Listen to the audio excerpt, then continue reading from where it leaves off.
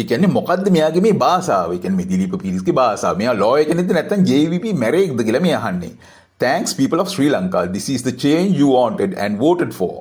ලංකාවේ ජනතාවට ස්තුති වෙන්න මේ වගේ වෙනසකට තමයි මේගොල්ලෝ මේ ඡන්දේ දීලා තියෙන්නේ. අද අපි වීඩියෝ එක අමුතු කතාවක් ගැන, ඒ කියන්නේ අමුතුම වෙබ්සයිට් එකක් ගැන. ඔව් මේකෙදි අපි අපේ ප්‍රේක්ෂක සහෝදර ජනතාවට ප්‍රශ්නයක් ඉදිරිපත් කරනවා නේද කාර්යය? ආන්න රයිට්. ප්‍රශ්නේ පස්සේ කියන්නම්. ඕගොල්ලෝ දන්නවනේ මේ දක්වා වෙච්ච දේවල්. දේශබන්දු පොලිස්පතිතුමා පොලිසියට බාර වුණා. බාර වෙන්න උනා කියලාත් කියලා අනේ කාර්යය. එහෙමත් කියනවා. ඇයි දන්නේ දින 20ක් හැංගිලා හිටියේ. අපි නම් කාර්ය වැරද්දක් කළා නැත්නම් චෝදනාව ආපු ගාම චෝදනාව කරපු එකට විරුද්ධව කෑ ගහනවා. බොරු චෝදනා කරන්න එපා කියලා. අපි කියනවා නඩු දානවා කියලා. මෙච්චර මහලුකු පොලිස්පති බයගුල්ලෙක් වගේ හැංගෙනවා. මිලි ලැජ්ජාව වේ. රයිට්. අපි මාතෘකාවට આવොත් කාර්යය.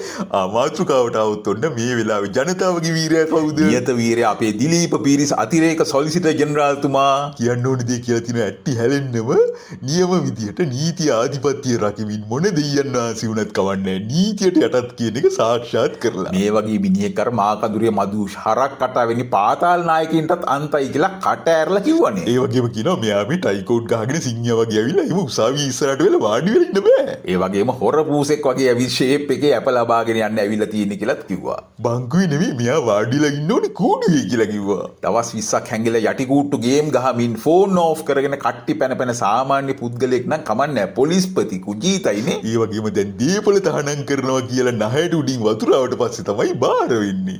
අනිත් මාර වැඩේ මෙයා පෙත්සමක් ඉදිරිපත් කළා තිබ්බනේ. ඒකේ තියෙන නඩුකාරතුමා අධිකරණ ශාලාවේ අගුල් දාගෙන ඇතුළට වෙලා කුමන්ත්‍රණය කරනවා කියලා. ඉතින් මේ විස්තර අපි කියන්න අවශ්‍ය නැහැ. මේවා මාධ්‍යවල පළ වුණා. අපිට වැදගත් වෙන්නේ මේ දිලීප පීරිස් අතිලේක සොලිසිටර් ජෙනරාල්තුමාගේ ශ්‍රේෂ්ඨත්වය. ජනතාව 162ක් ඡන්දෙ දුන්නේ මෙන්න මේ වගේ නිලධාරීන්ගෙන් වැඩ ගන්න කියලා. පාර්ලිමේන්තුවේ ආසන 159ක් මාලිමාවට ලැබුණේ මේ වගේ නිලධාරීන්ගෙන් වැඩ ගන්න යුක්තිය ඉෂ්ට කරන්න කියලා. හැබැයි මේසා විශාල කැපකිරීමක් මෙහෙවරක් කරන දිලීප පීරිස් අතිරේක සොලිසිටර් ජෙනරාල්තුමා JVP කාර්යයක් එහෙම නැත්නම් මෙයාගේ සල්ලි වලට මේව කරන්න කියලා හඳුන්වන කවුරු හරි ඉන්නවා කිව්වොත් මොකද්ද තත්ත්වය? හිතන්න පුළුවන්ද එහෙම කියන කවුරු හරි ඉන්නවා කියලා? ඇත්තටම කවුද කාර්යයම කියන්නේ? ආන්න රයිට්. අපි පොඩි හෝඩුවාවක් දෙන්නම්. වෙබ් අඩවියක් පවත්වාගෙන යනවා කිසියම් පුද්ගලයෙක්. අපි හැමෝම මේ ඕගොල්ලෝ හැමෝම දන්න කෙනෙක්. ඉතින් යා හරි ප්‍රසිද්ධයි ප්‍රවෘත්තිය පළ කරලා අර ජනතාවගේ අදහස් දක්වන තියෙන කවහල කමෙන්ට් සෙක්ෂන් එකේ එයාගේම අදහස් එයා පළ කරන්න. ඇත්තටම කවුද කාර්යය මේ? මොකද්ද මේ වෙබ්සයිට් එක? අපි පොඩ්ඩක් බලමු. ඔන්න මේ ආකාරයෙන් තමයි මේ ප්‍රවෘත්තිය සඳහන් වෙන්නේ. මේ විස්තර එහෙම පල්ලෙහාට යනවා. ඉන්පස්සේ පහළ තමයි තියෙන්නේ කමෙන්ට් සෙක්ෂන් එක. අපිට වැදගත් වෙන්නේ මේ කමෙන්ට් සෙක්ෂන් එකේ සටහන් වෙන දේවල්. ඉතින් මෙන්න මෙතන ජනතා අදහස් නෙවෙයි කතෘගේ අදහස් පළ කරනවා. අනුන්ගේ වගේ බොරු නම් වලින් අපි ඒක ටිකක් බලමු. විජේපාල සේස්. එහෙම විජේපාල කියන්නේ එයාම දාගත්ත නමක්. අනිවාර්යයෙන් මේ කළුකෝට්කාරයාගේ බැංකු ගිණුම් පරීක්ෂා කරන්න ඕනේ. එතකොට පුළුවන් වෙයි හෝටල් අයිතිකාරයා මුට මිලියන කීයක සන්තෝෂමත් දීලා තියනවද කියලා බලන්න. ආයි කියන්නේ මේ සිදුවීම ගැන. ඔය පිටර කළුකෝට්කාරයා කියන්නේ අතිලේක සොලිසිටර් ජෙනරාල්තුමාට.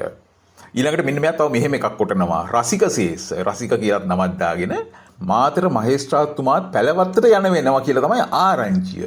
ඒ නිසා තමයි දිලීප බය නැතුව මෙහෙම අධිකරණේ කියන්නේ. ඊළඟට මේ කතුරු තක්කඩිය සිංග්ලිෂ් වලින් කොටනවා. අර වෙනසකට නැත්තම් ඒකාම ගැහුවා වගේනේ පේනවනේ. ඔක්කොම එක විදිහට ගියාම මෙන්න මෙහෙම කොටනවා. බුවා සීස්.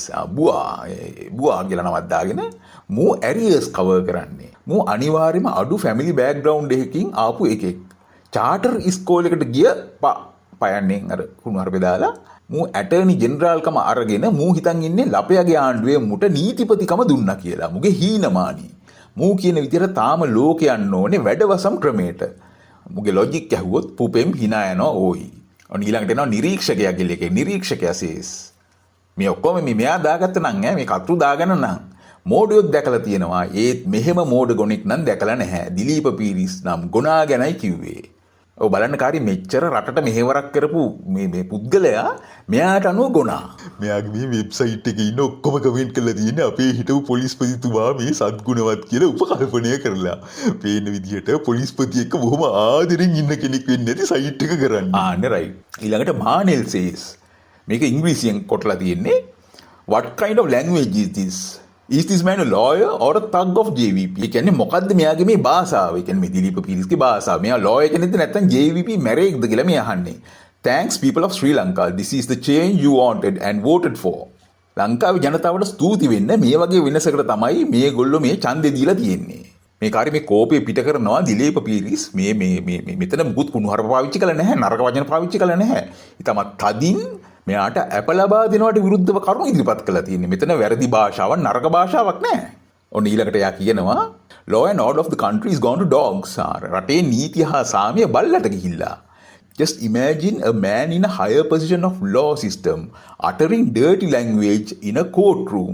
නිකන් හිතන්න ඉහළ පදවියක් දරන කෙනෙක් මේ වගේ පහත් භාෂාවක් අධිකරණයේ දොඩවනකොට අපි නම් මේ වගේ බොරුවක් කරනවා නම් දෙපැත්ත බැලන්ස් කරලා බොරුව කරන්නේ කාටවත් හිතාගන්න බැරි විදිහට මේක බොරුවක් කියලා කියන්නේ. අපිම තමයි මේ කමෙන්ට් කරන්නේ නෑ අඩු ගන්න එක කමෙන්ට් එකක් හරි දාපන් රටේ මිනිස්සු නියෝජනය කරමින්.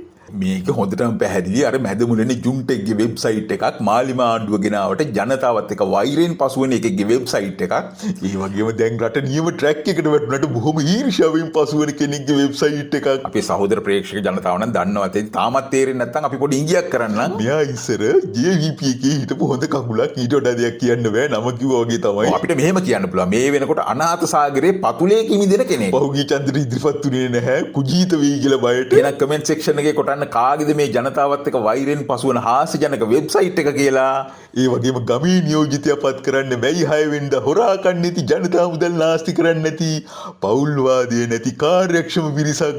විශේෂයෙන්ම අපේ අනුර සහෝදරයාට ශක්තියක් වෙන ගමේ කොල්ලෝ කෙල්ලෝ ටිකක්. එහෙනම් නැවත ඉක්මනින් හමු වෙමු. පොහොසත් රටක් උලස් ජීවිතයක්.